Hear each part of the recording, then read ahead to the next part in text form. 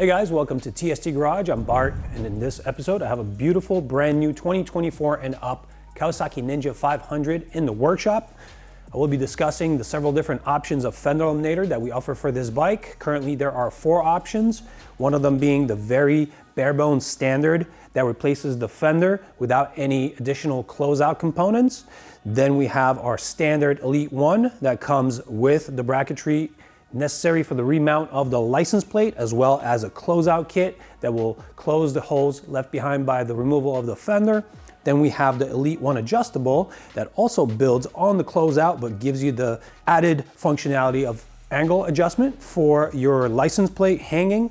And then we have our low mount that comes with the closeout that replaces the fender in its mounting position and mounts your license plate deep under the seat. That may not be for everyone. Please make sure that in your jurisdiction these things are allowed, otherwise it'll be for show bike and off-road use only.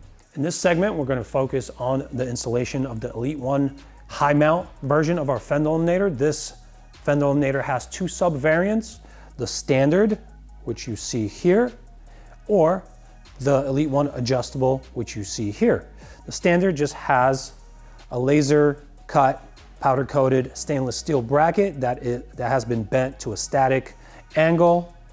The adjustable one is executed in CNC machined aluminum and anodized black. It's a very nice upgraded component that enables the adjustability of your license plate hanging angle. After installation, you adjust to the angle you like and you lock it down and it stays in that place for you. So here in this video, since this mounts to the same location on the bike, we're going to show you how to build each chunk, and then we're going to take one of the chunks and mount it on the bike. The specifics of this installation do include a permanent modification to the subtray of this bike. We will need to cut off a little piece that sticks out of the subtray. We've done that on the Ninja 400s for many, many years. Nobody's ever complained. That part is very inexpensive. I believe it was something like $30 from Partzilla or mrcycles.com. If you ever need to replace it, I know that returning the bike to stock, even without that piece hanging out of the bike, is still perfectly okay. So for those of you worried about permanently modifying your bike, it's really not that big of a deal. And once you see the results with the closeout in place, I think you'll fall in love with it and deem it okay for your use. Here's an important note that you should know before committing to buy and install this system. The system in itself does not have any lighting replacements for the lighting that you lose with the removal of the fender, so you will need to do something about a license plate light and signals. Here I'm holding our low profile license plate light from TST Industries. This is a separate module. It does not come by default with any of our Fender Eliminators. This is because we understand that some people do not run a license plate light because it's not required in their jurisdiction. Some people choose license plate light bolts or some other solution that they already have. So we just don't want to make you eat a cost that you don't need. If you do need it, it's as simple as just dropping it in your cart and checking out together. It's a very simple component to install and wire up that will be shown in one of our video segments, so no sweat. The other lighting component that you do lose when you remove the fender is your signals. The OEM signals on this bike are very floppy and they look a little bit dated, in my opinion. We do have several different types of signaling equipment that we do sell here at TST Industries. Here I'm holding the Quadrix lamp. It's very nice, it's sequential, it flashes from the center towards outboard, and it has a very nice techie design. We do have some other simpler ones, some wilder ones. So if you check out our website at tstindustries.com, you will be presented with all of the options that are available to you and you could choose from there. This video is shot in early 2024. The bike just came out. We don't have an integrated taillight for it yet, but we are working towards designing it, and later on we will be launching that part. So for those of you looking for an integrated taillight, at the beginning of 2024, when this bike launched, we did not have it, but we are working towards the design and we will be launching that taillight sometime soon. Now with all that yapping out of the way, let's go grab some tools, rip into this bike and start wrenching. In step 1, we'll be removing the license plate off the bike and also keeping the hardware. We will be reusing this hardware on our new Fender Eliminator. This step will be followed by the removal of passenger seat and subsequently the driver's seat. This is done via a cable pull that is located right below where my fingers are under the black shroud. Pull that towards the rear of the bike and that releases the latch here. From top view, you'll notice that I have this tray removed. I typically do this on the Ninja 400 and 500 vehicles. I just like the extra space here and the extra access I have. If yours is in place, it's going to be here and latched in. All you have to do is unlatch it from the rear, rotate it to the front, and then you'll either put a bungee on here or you just deal with it hanging. I like to take them out because there is no purpose for me. Down below that tray, we have the fender lighting coming in through this window, through some rubber components that we'll be taking out, and it's connected inside this boot. Now, I'm gonna pass my hand underneath here and try to get that boot down towards the front of the bike. Expose a little bit of this wiring here. There we go. Now we have access to the connectors, the gray and black connector of this type here. Those are our signals. The unlock feature on this connector is right here. That needs to be pressed in. I'll unlock the connection and permit the removal. Once these guys are out, we have access to this last one here. This is our license plate light connection. After these guys are disconnected, we have access to the last one here. This is your license plate light connection. It does have an unlock feature here on top. Let me take that out and show it to you. You press down on this tab and that releases it from its window. And that'll withdraw, and now all of these connections are undone. If you are going to be running a license plate light, we will need to wire that into the harness connector that was connected to this wire pair. The red is positive, the black is negative. Lucky for us, our TST Industries license plate light has the same color code, so it'll be very easy to identify what to plug into. Just keep in mind, this connector receiving end on the harness is what will be the receiving place for our license plate light. We will ditch this rubber grommet from this subtray component here. This rubber grommet here, we could either do it now or wait for the removal till we get the fender down. I think I'll grab some pliers now. I'll use needle nose pliers to grasp it and pull up on it. Once it clears out of its pocket, you'll notice that it does have a split on the leading edge here.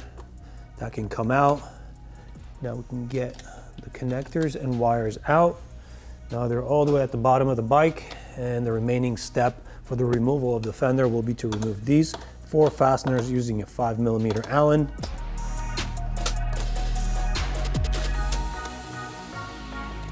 Once I get to my last one here, I will support the fender from the bottom so it doesn't just drop off. Now the fender comes off. You remove the last screw, and that'll be the end of the fender removal. In this next step here, we will be making space to actually fit our closeout onto the subtray. As you can see, this feature protruding from the subtray will not permit the flat and flush placement of our closeout, so we will need to trim that off. One of the tools that this is possible with is a cutoff wheel on a Dremel. That can do the job, but it does jump around and it melts the plastic. So I've opted to use a very, very sharp brand new box cutter blade. If you go over and over and over the cut line, you can penetrate through, and this leaves the nicest, cleanest cut. So we're basically going to focus on using the crease in between the surfaces of the protrusion and the flat place right perpendicular to those walls. That's going to be our cutting guide, and you could just start with light scores and we'll get a little deeper as we progressively get through the thickness of that material.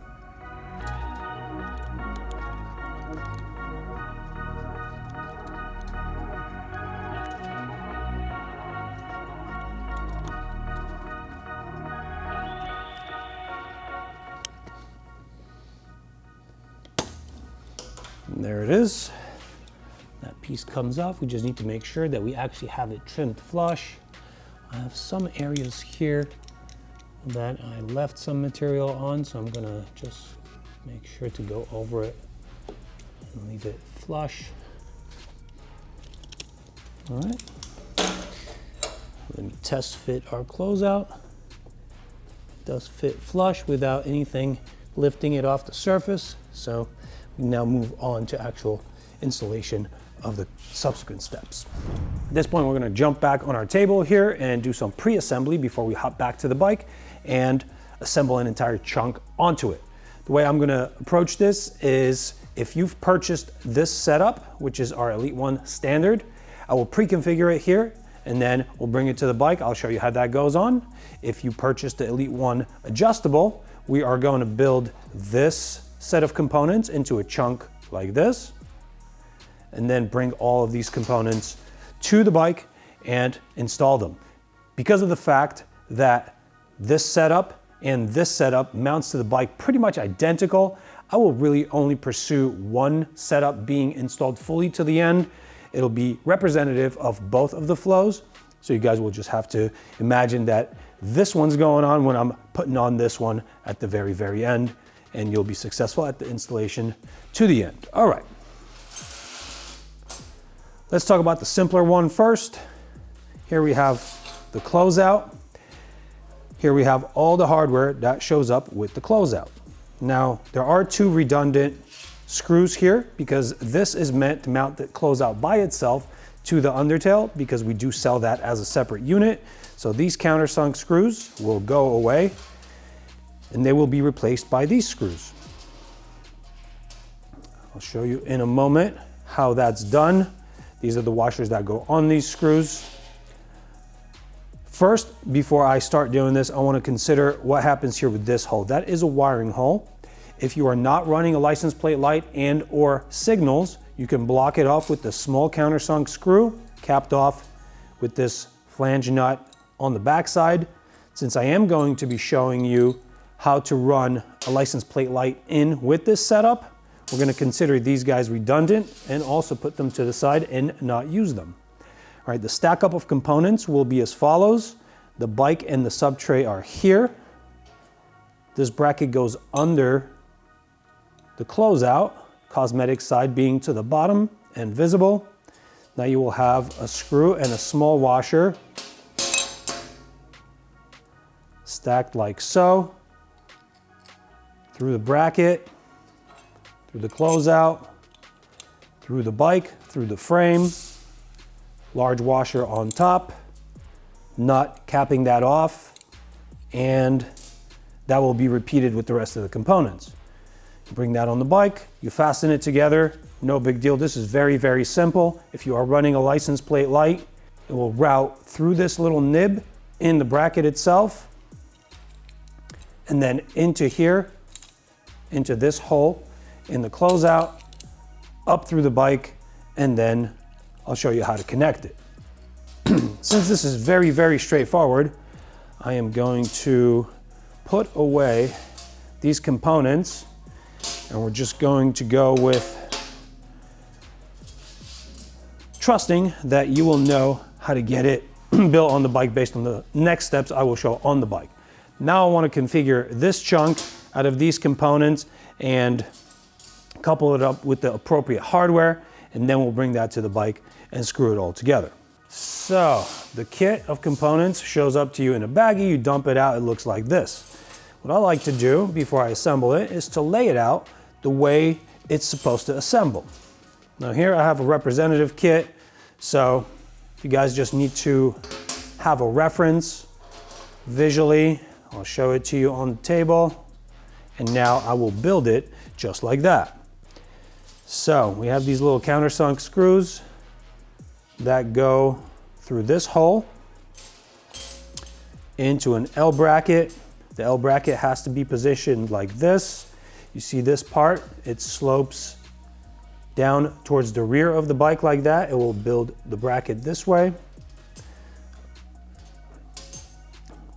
I'm gonna have this repeated because it's a mirror image symmetric part. These brackets get screwed on through the least wide holes. And on the back side, we have these flange nuts. The flange will go up against this bracket from the back side.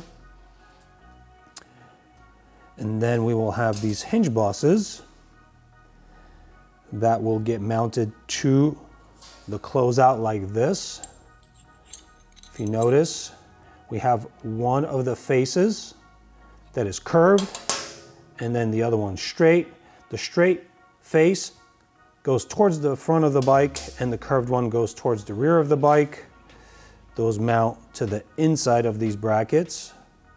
They actually have a protruding boss here that locates the hinge point with the bracket. The bracket actually has a large enough hole to go up and around, and this enables the hinge action.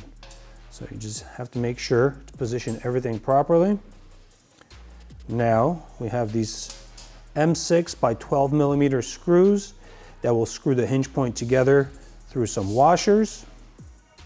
And then we have 2 washers and 2 screws that will go through the top of the bike, through the frame, through the sub tray, through the closeout, into these threaded holes.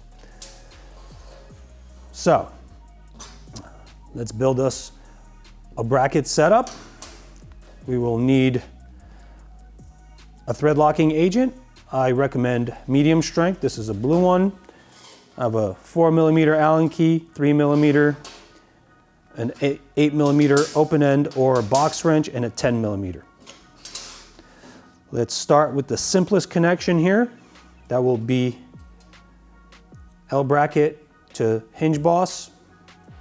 I like to put a little bit of thread locking agent right into this thread. You could do it either on the screw or into the receiving female thread. This is a 4 millimeter Allen. And just go to the bottom, snug it up, but don't tighten it up just yet. We will leave some adjustability in the system. Repeat the steps here.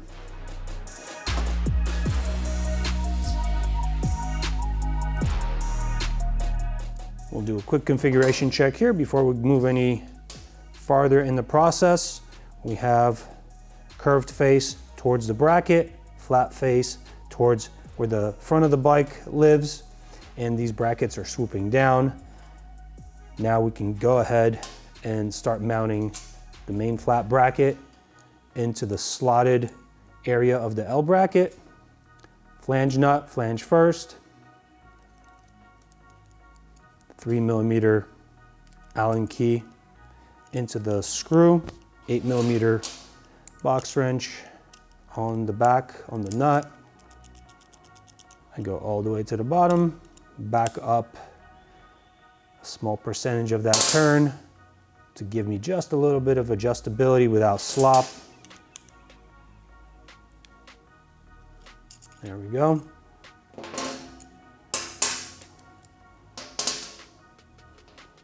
Repeat the step on the other side.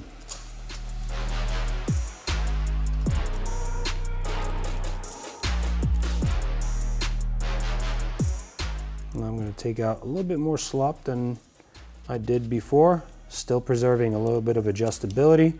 The final tighten will be done after we transfer to the bike, after we have all of our fasteners in and all the threads engaged. But for now, we will still have a little bit of adjustability in here. So it's pretty simple. We have this chunk now, like you observed before. I'm just going to add a little bit of thread locking agent to the receiving holes in the hinge bosses. There we go. Now that is ready to go on the bike. On this particular setup, The license plate light lives against this face clamped behind the license plate. The wiring goes just behind the bracket and up through this hole and into the bike, and then I'll show you how to connect it. Let's grab this chunk, these fasteners, and the closeout, get back on the bike, and I'll show you the final steps. All right, back on the bike here now. I have my pre-built chunks ready to go. I have the 2 remaining screws and washers already configured with the washers on the screws. I'm gonna drop them through from the top in the rearmost holes. These holes will be unfilled. They do have spacers in them that will get clamped with the closeout against the subtray and the frame. If these popped out on you during the disassembly process, please get them popped back in so they look just like this. You want the flange part of the spacer flush with this face. All right, let's get this closeout on. And then we will need a 4mm Allen in the screws up top. And now we will align one of the hinge bosses with the screw that we will be getting into the hinge boss and start getting that thread engaged. Do not tighten this up all the way. Just want to grab the thread and make sure that it's engaged and give it a couple turns past that. It makes seating the other side vastly easier. All right. Now I have both screws engaged with the threads inside my hinge bosses. I will bottom this out, and I'm going to grab a 10mm open-ended wrench. So these cross sections of the hinge bosses are made to accept a 10mm open-ended wrench. We will hold the hinge bosses parallel to the center plane of the bike as we tighten down with that 4mm Allen wrench from the top. If these are not aligned and parallel to that center plane of the bike, the hinge action will perform very poorly. If they were towed out or towed in, the axes of these screws will not be aligned and you won't be able to have a hinge. So that's a fairly important point I had to make. All right. The remaining screws here on the hinge bosses, they tighten and loosen for the purpose of changing the angle, like I'm demonstrating here. You loosen it up, you establish your angle, and then you tighten it down. If you did not use thread locking agent in any of these connections, you will run the risk of vibrations from riding on the road, removing all these fasteners, and it may drop off for you. So I highly recommend that you do use at least a medium strength thread locking agent. All right, we will establish the final hanging angle after we get our license plate on. Now we just need to make sure that everything else is tightened. If you remember, I didn't have these connections fully tight, so I'm actually going to loosen it a little bit, make sure that I can have enough adjustability for a side-to-side alignment. All right, seems centered. So now I'm going to lock these connections down all the way. If you guys want to skip all these little detail steps that come with the build and installation of the Elite-1 adjustable, you can just go for our standard version that just establishes a pretty perpendicular relationship of license plate to the ground, and it's just simpler to install. This is much nicer in my opinion. That's why I like to install these. Now we'll get our license plate light on here. Leave it loose for now. Showed you guys which hole to go through on the closeout when we were on the table. It's just the one remaining open hole. Wire goes up to the top. We'll just drop it in the trunk. I'll show you how to wire it up in a little bit. Let's get a license plate on here. Now at this point, you will need to make a choice whether or not you want to use the adhesive that is lined within the tab of our license plate light. We provided that for those of you guys that get nervous about having everything firmly connected. I typically just leave them clamped in between the license plate and the license plate bracket. If you want to have extra peace of mind, you can go ahead and strip off the red masking and then apply the license plate center, the license plate light center onto the license plate from behind, and then line it back up in here and then clamp it down. I'm just going to leave it clamped. Before I tighten down my license plate, I like to align everything, make sure it's center, and then go to full tightness. All right, that's looking good. 4mm Allen. Unlock the hinges, and now you can perform your adjustment of where you want this thing to hang.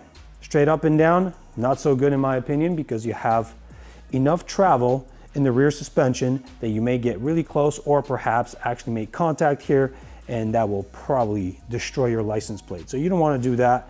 You want it hanging up just a little bit or somewhere within this angle. I've seen guys do this, but that's not visible from behind. That's not really a good configuration in my opinion. We do have a separate version of the Fender Eliminator that puts the license plate here on an angle that is visible from the rear. So that's probably a better choice if you're going to go with something more tucked. Now I'm going to keep it here. This is up to my liking. Hold it while I tighten it down. And that's the last step in our physical installation of the Elite-1 adjustable high mount. I'll just connect the license plate light and the job will be done. Now we have the end of the wires here in the trunk compartment.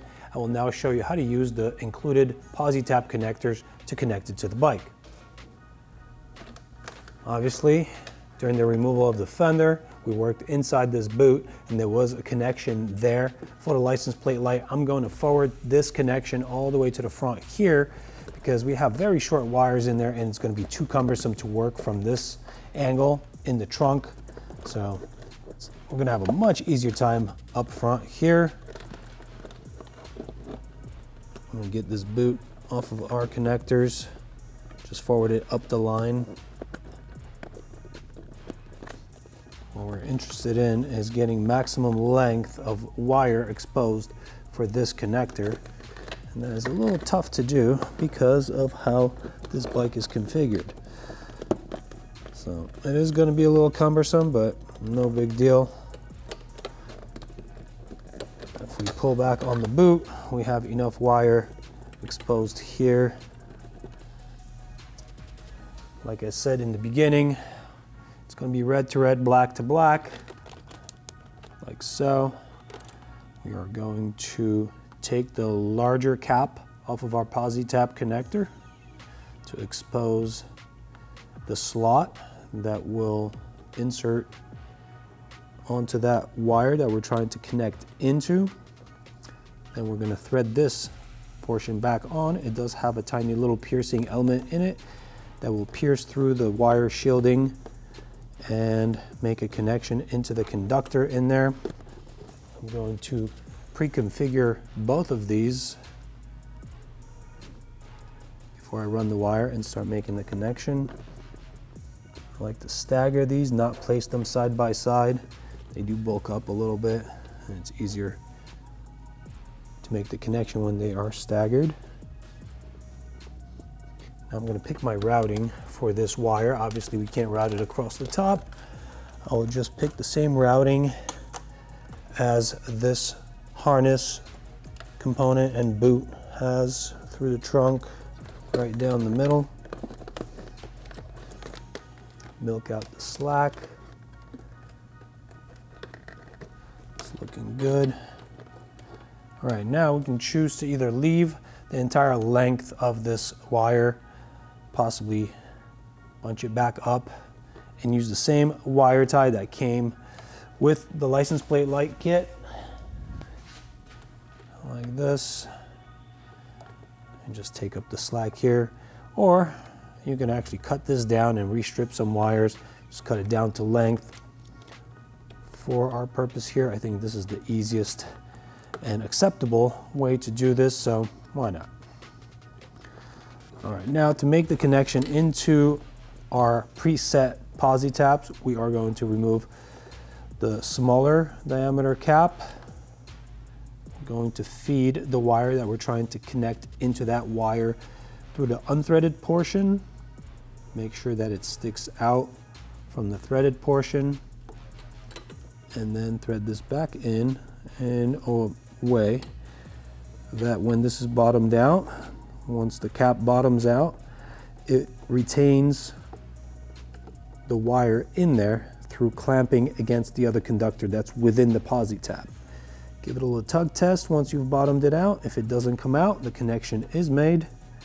And repeat on the black wire.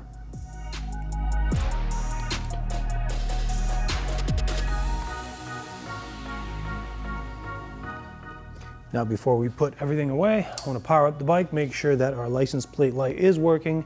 In fact, we do have connection and it is working. So now I will just wrap this back up into that boot, replace the boot in the location it came from. Make sure that I don't tug any of the wires, not yank them back out of the connections that we just made. And once you have all of the wiring put back here in its original location, you can replace the seats.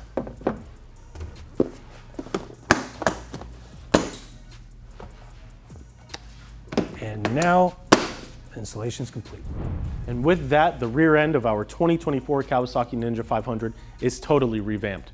We've introduced some aggressive styling, really slimmed out the rear. We were able to shave some weight by removing the OEM Fender, and best of all, this has been a clean and seamless installation process. We want to give a special thank you to Bart for guiding us through the installation process of our Elite-1 high mount setups, but please note, this is only one kit of several that we offer for the Ninja 500. Each one has its own respective installation video, so be sure to check those out, but best of all, you can find all of this information along with supporting photos and all of the details in one central location, and that is our website, tstindustries.com. You can also visit that by clicking the link in the description below. If you haven't already, be sure to hit that subscribe button and turn notification bell on to stay up to date with all the new and exciting videos we've got going out for the Ninja 500 and any other bike that may find its way into our garage. And lastly, don't forget to stop by our social media pages, Facebook, Instagram, and Twitter, all username TST Industries. For now, this has been Mark and Bart from the TST Garage, and we will catch you all next time.